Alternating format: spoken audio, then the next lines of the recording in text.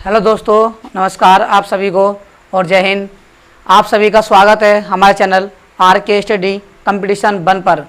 जैसा कि आप सब जानते हैं कि हमारी ओर से आपको बिल्कुल फुल कंटेंट दिया जा रहा है और फुल कंटेंट जो हमारा है वो प्योर NCERT है। आपको जो भी मिल रहा है वो NCERT से ही मिल रहा है। यदि मैं आशा करता हूँ कि आपको हमारा कंटेंट बहुत ही समझ आ रहा होगा और हमारा कंटेंट जो है वो NCERT है और आपको इसकी कीमत जब आप परीक्षा देने जाओगे तब आपको मालूम होगी। आप भी याद रखोगे कि हाँ, हमने RK स्टडी कंपटीशन 1 से पढ़ा था और उसका कंटेंट बहुत ही अच्छा था। तो मैं आशा करता हूँ कि हमारे द्वारा दिया गया कंटेंट आपको पसंद आ रहा होगा और आप सभी के प्यार से हम धीरे धीरे आगे बढ़ रहे हैं और भविष्य में कुछ आगे बढ़ते रहेंगे।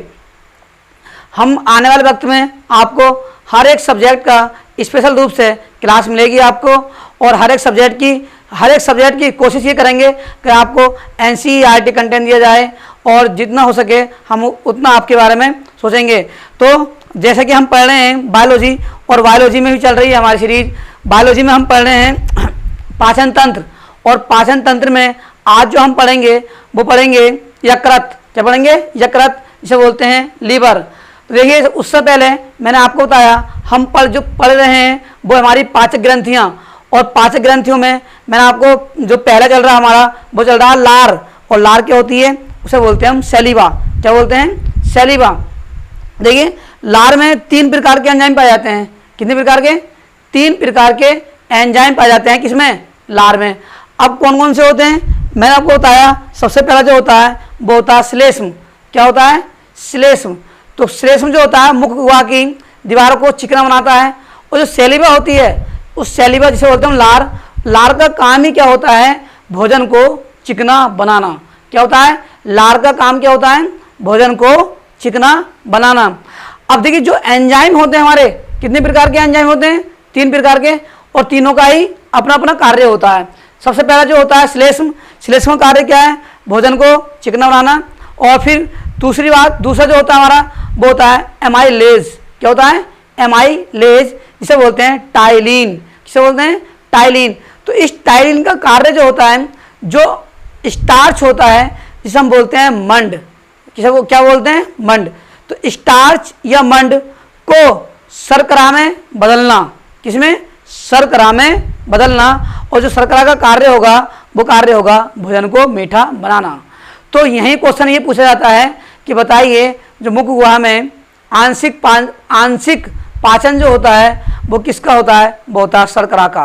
किसका होता है? शर्करा का। मैं एक बार फिर बोल रहा हूँ, जो मुख गुहा में आंशिक पाचन होता है वो होता है शर्करा का। यदि ऑप्शन शर्करा नहीं है तो आपको मिलेगा स्टार्च, या मिलेगा कार्बोहाइड्रेट, या मिलेगा मंड।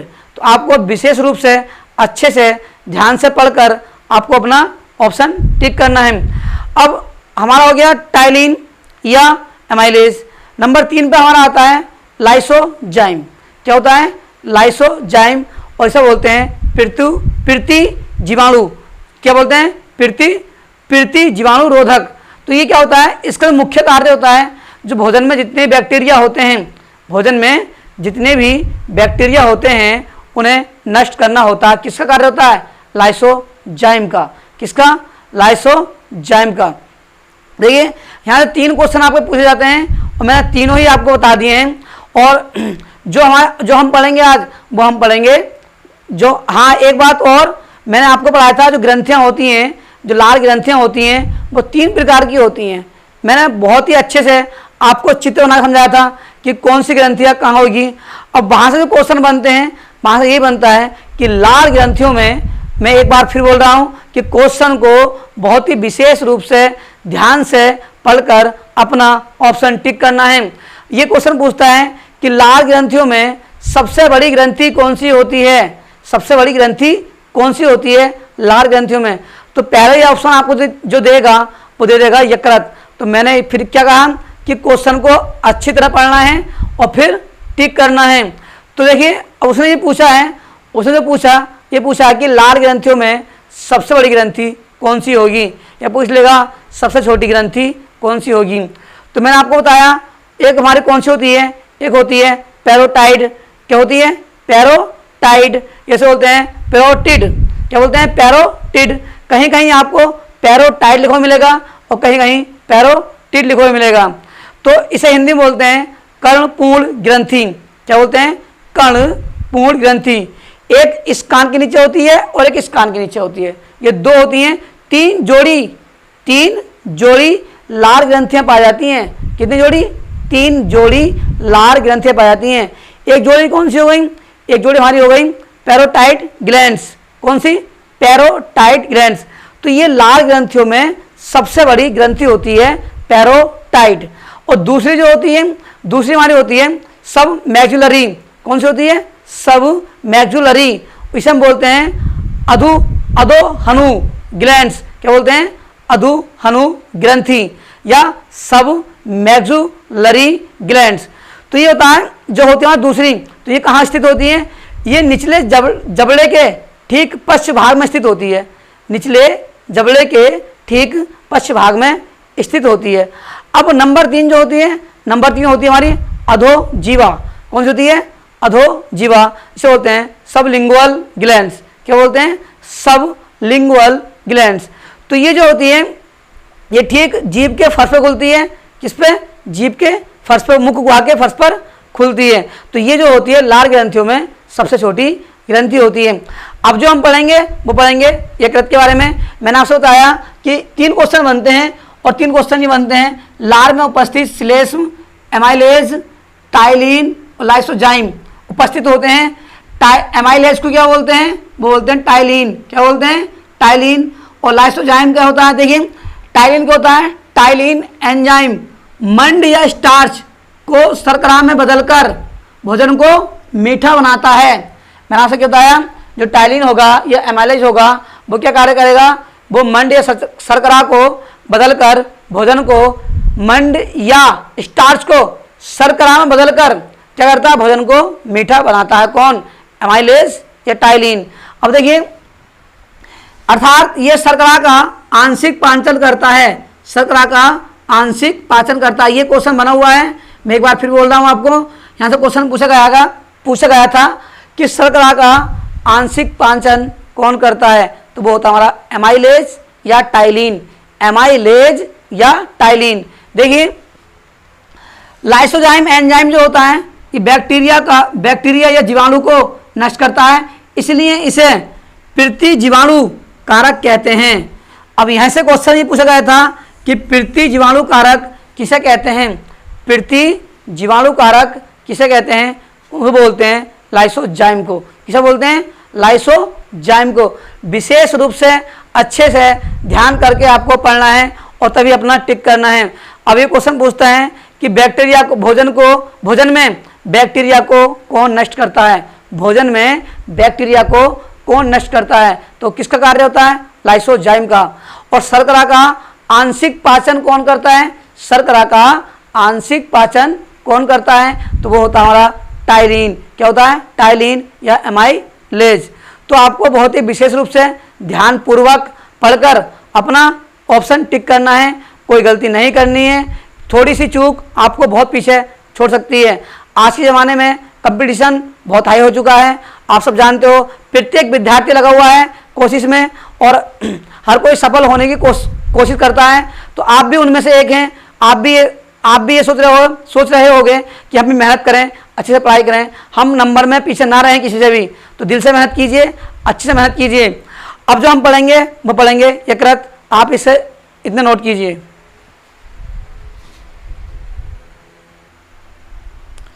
आइए पढ़ते हैं हम यकृत के बारे में।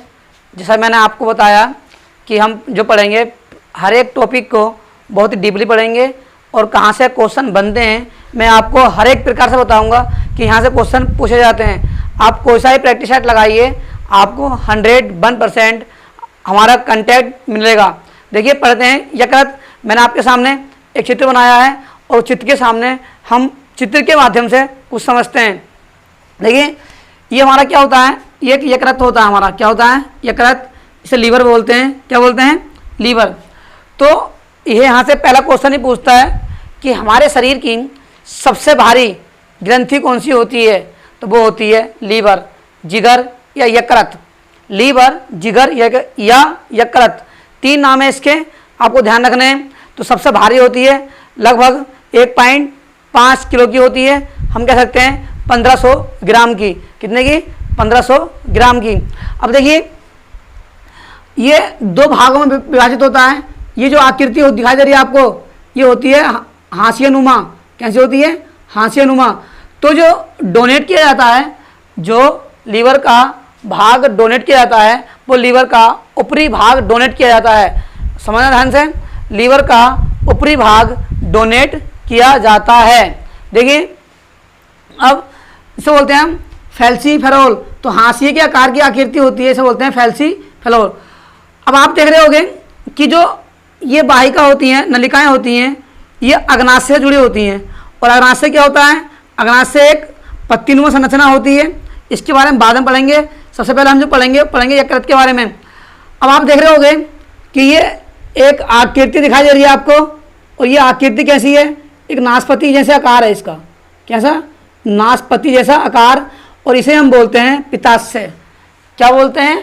पित्ताशय। ध्यान रखना, क्या बोलते हैं इसे? पित्ताशय बोलते हैं। ये क्वेश्चन पूछा गया है कि पित्ताशय की संरचना या आकार कैसा होता है? तो नाशपाती नुमा आकार होता है। नाशपाती नुमा आकार होता है किसका? पित्ताशय का।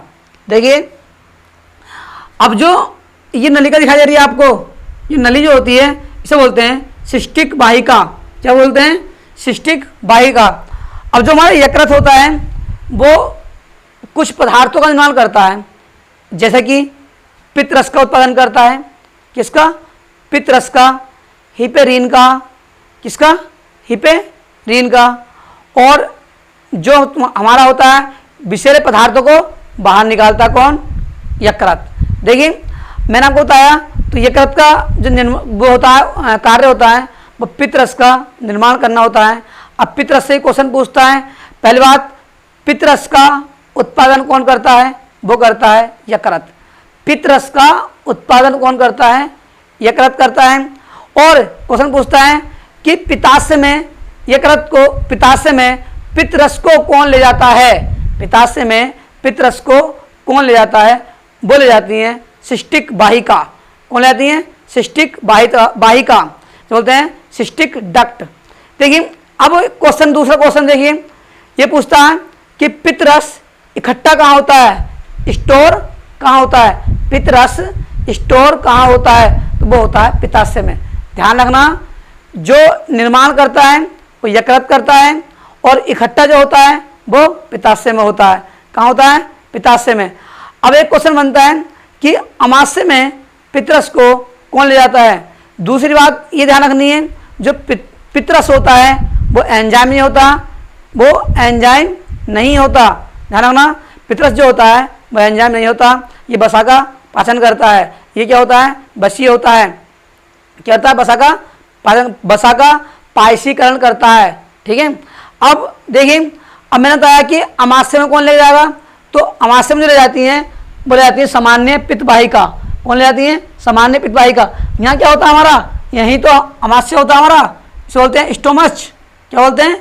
स्टोमच। तो यहाँ से तुम्हारे क्वेश्चन बनते हैं। पहली बात, पित्त रस का निर्माण कौन करता है? पित्त रस का निर्माण जो करता है वो यकृत करता है। पित्त रस इकट्ठा कहाँ होता है या स्टोर कहाँ होता है? पित्ताशय में होता है। पित्ताशय की संरचना कैसे होती है? नाशपाती नुमा होती है। कहाँ स्थित होती है? यकृत में स्थित होती है। कहाँ? यकृत में स्थित होती है। अब पित्ताशय में पित्त रस को कौन ले जाती हैं? तो सिस्टिक वाहिका ले जाती हैं। अमाशय में पित्त रस को कौन ले जाती हैं? अमाशय में कौन लाती हैं? सामान्य पित्त वाहिका ले जाती हैं। देखिए, और ये क्या हमारा सबसे बड़ी ग्रंथि होती है, सबसे भारी होती है। कौन? यकृत। ठीक है। अब देखिए ये वाला भाग जो होता है ये क्या हमारा? ये पूरा क्या हमारा? अग्नाशय है। मैंने क्या बताया, जो अग्नाशय होती है वो एक पत्तीनुमा संरचना होती है। अग्नाशय क्या होती है? एक पत्तीनुमा संरचना होती है अग्नाशय की। अब देखिए अग्नाशय के बारे में तो मैंने बताया, बाद में पढ़ेंगे। अब जो ये दिखाई दे रहा है आपको, ये कहलाता है अग्नाशय वाहिका, और ये हमारी गृहिणी होती है। अब जो ये वो है, ये वाली जो डक्ट है हमारी, ये कहलाती है सामान्य पित्त वाहिका, और ये कहलाता है हमारा पित्ताशय, और ये वाहिका कहलाती है सिस्टिक वाहिका। तो सिस्टिक वाहिका द्वारा ही जो पित्तरस है वो कहाँ पहुँचता है, वो पहुँचता है हमारा पित्ताशय में। कहाँ पहुँचता है, पित्ताशय में। अब देखिए सिस्टिक वाहिका का कार्य क्या होता है, पित्तरस को पित्ताशय में ले जाना, पित्तरस को पित्ताशय में ले जाना। और यह जो हमारी नलिका होती है इसे बोलते हैं हेपेटिक डक्ट। क्या बोलते हैं, हेपेटिक डक्ट। अब देखिए पढ़ते हैं यकृत के बारे में। ये हमारे शरीर का सबसे भारी अंग होता है। इसका वजन 1.5 किलोग्राम या 1500 ग्राम होता है। ये हमारे शरीर की सबसे बड़ी ग्रंथि होती है। इसके अध्ययन को हेपेटोलॉजी कहते हैं। क्या कहते हैं, हेपेटोलॉजी कहते हैं। और इसके कार्य क्या होते हैं, आइए आगे पढ़ते हैं, स्क्रीनशॉट ले लीजिए।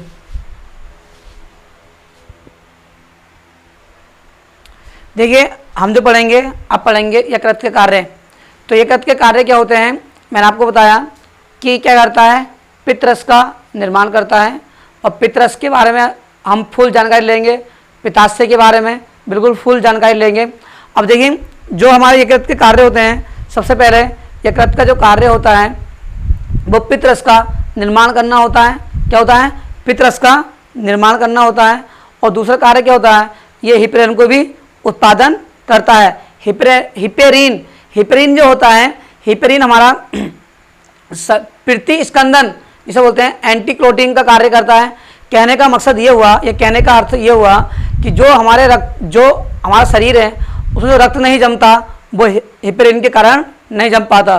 अब एक क्वेश्चन यहाँ से पूछा गया था हाल फिलहाल में ही, वो क्वेश्चन ये था कि जब जोंक हमारे शरीर में काटती है या जिस स्थान पर जोंक काटती है तो वह क्या छोड़ती है, तो जोंक जो होती है वो हिपेरिन छोड़ देती है, जिससे कि हिपेरिन जो है रक्त का थक्का बनने नहीं देता और हमारा रक्त बहता रहता है। तो यही पूछता है कि हिपेरिन का उत्पादन कौन करता है। अब दूसरी बात जो हमारा जो है, तीसरी बात हमारी ये है, जो अमोनिया होती है, तो यहाँ से क्वेश्चन बनता है कि सबसे विषैला पदार्थ कौन सा है, या विषाक्त युक्त या टॉक्सिन का कार्य कौन करता है, वो होती है हमारी अमोनिया। उसका सूत्र क्या है, NH3। तो अमोनिया क्या है, सबसे विषाक्त युक्त पदार्थ होता है, क्या, अमोनिया। तो टॉक्सिन कार्य कौन करता है, मतलब कहने का अर्थ ये हुआ कि विषैले पदार्थों को जो बाहर निकालेगा वो कौन निकालेगा, वो यकृत निकालेगा। और अमोनिया को जो यकृत है वो बदल देता है यूरिया में। किसमें, यूरिया में, NH2CO NH2। प्रयोगशाला में सबसे पहले जो उत्पादन हुआ वो किसका हुआ, यूरिया का हुआ। किसका हुआ, यूरिया का। और यदि पूछता है विटामिन के बारे में तो विटामिन C। तो ये कुछ संबंधित प्रश्न थे, मैंने आपको बता दिया। जो हमारा टॉपिक है वो है लीवर, और लीवर के बारे में पढ़ रहे हैं। देखिए पढ़ते हैं इसके कार्य के बारे में। देखिए जो यकृत के कार्य हैं, सबसे पहला कार्य ये है, ये पित्तरस का निर्माण करता है। किसका, पित्तरस का निर्माण करता है यकृत। देखिए ये हिपेरिन प्रतिस्कंदन जिसे बोलते हैं एंटी क्लोटिंग, क्या बोलते हैं, एंटी क्लोटिंग कारक का श्रावण करता है। अब मैंने कहा हिपेरिन जो हमारे शरीर में जो रक्त बह रहा है वो और उसका थक्का नहीं बन पा रहा है, तो वो किसके कारण है, वो हमारा हिपेरिन होता है। मैंने कहा जहाँ जोंक काट देती है, जोंक जो होती है हमारी, उसके स्थान पर जो छोड़ती जोंक वो क्या छोड़ती है, वो हिपेरिन छोड़ती है। क्या छोड़ती है, हिपेरिन छोड़ती है, जिससे कि रक्त का थक्का नहीं बनता। ठीक है। अब देखिए ये क्या करता है, यूरिया का संश्लेषण तथा विषैले पदार्थों का विसरण करता है, मतलब उन्हें बाहर निकालता है। और यूरिया जो विषैले पदार्थ होते हैं उन्हें कहाँ बदल देता है, यूरिया में बदल देता है। देखिए आगे देखते हैं, ये ग्लूकोज को ग्लाइकोजन में परिवर्तित करता है। ये अमोनिया को यूरिया में बदल देता है। क्या करता है, अमोनिया को यूरिया में बदल देता है। कौन, कौन, यकृत। कौन, यकृत। अब सबसे मैंने कहा सबसे विषाक्त युक्त या टॉक्सिन का कार्य कौन करता है, अमोनिया करती है। कौन करती है, अमोनिया। और अमोनिया परिवर्तित काय में हो जाती है, यूरिया में। और ये कार्य कौन करता है, ये कार्य लीवर करता है। कौन करता है, लीवर। तो सबसे विषाक्त युक्त जो पदार्थ हुआ, सबसे विषाक्त युक्त जो पदार्थ हुआ वो हुआ हमारा अमोनिया। क्या हुआ, अमोनिया। ठीक, अब देखिए फोगोसाइटिक कोशिका टॉक्सिन को समाप्त करती है। तो जो फोगोसाइटिक कोशिका होती हैं ये यकृत में पाई जाती हैं। क्या पाई जाती हैं, यकृत में पाई जाती हैं। तो यकृत में ही पाई जाती हैं कुफर कोशिकाएं। क्या पाई जाती हैं, कुफर कोशिकाएं। तो फोगोसाइटिक कोशिका जितने विषैले पदार्थ हम खाते हैं या जो हम यूज कर लेते हैं उसे समाप्त कर देती हैं। क्या कर देती हैं, समाप्त कर देती हैं। मैंने बताया कि पित्ररस का निर्माण कौन करता है, तो पित्ररस का निर्माण यकृत करता है। और पित्ररस स्टोर या इकट्ठा कहाँ होता है, पित्ताशय में होता है। किस में होता है, पित्ताशय में होता है। अब देखिए मैंने बताया कि पित्ताशय में जो ले जाती है पित्ररस को, वो कौन ले जाती है, वो सिस्टिक वाहिका ले जाती है। कौन, सिस्टिक वाहिका ले जाती है। अब पित्ताशय का संचालन कौन करती हैं, पित्ररस का संचालन कौन करती हैं, वो होती हैं हेपेटिक डक्ट। कौन होती हैं, हेपेटिक डक्ट। और सामान्य पित्त वाहिका जो क्या करती हैं, वो पित्ररस को अमाशय या स्टोमच में ले जाती हैं। पित्ररस को अमाशय या स्टोमच में ले जाती हैं। तो मैंने आपको बताया कि यहाँ हमारे जितने भी क्वेश्चन बनते हैं वो सारे क्वेश्चन मैंने आपको बता दिए हैं। अब जो हम पढ़ेंगे वो पढ़ेंगे पित्ररस और पित्ताशय और अग्नाशय, कैसा इनका कार्य होता है। पित्ररस का पीएच मान कितना होता है, पित्ररस का पीएच मान जो होता है 8.2 से 8.6 तक होता है। और इसकी प्रकृति कैसी हुई, इसकी प्रकृति हुई क्षारीय। कैसी हुई, क्षारीय। ये एंजाइम का कार्य नहीं करता, ध्यान रखना, ये एंजाइम का कार्य नहीं करता, ये अम्लता का कार्य करता है। ये क्षारीयता कार्य करता है। क्या करता है, क्षारीयता का कार्य करता है। तो हम सारे बात जो पढ़ेंगे वो आने वाली वीडियो में पढ़ेंगे। अब आपसे बस अनुरोध यही रहेगा, यही विनती रहेगी कि अच्छे से मेहनत कीजिए। आप जब भी वीडियो आप देखें अपने पास एक पेन और कॉपी जरूर लेकर बैठें। जो हम बोलते हैं और जो लिखते हैं उसे आप अच्छे से नोट कीजिए और अच्छे से मेहनत कीजिए। आप सभी से बस यही अनुरोध है कि मेहनत कीजिए, फल आपको जरूर मिलेगा। मेहनत का फल जरूर मिलता है, चाहे देर से सही। ऊपर वाले के यहाँ देर है, अंधेर नहीं है। तो आप सभी को नमस्कार और धन्यवाद और जय हिंद।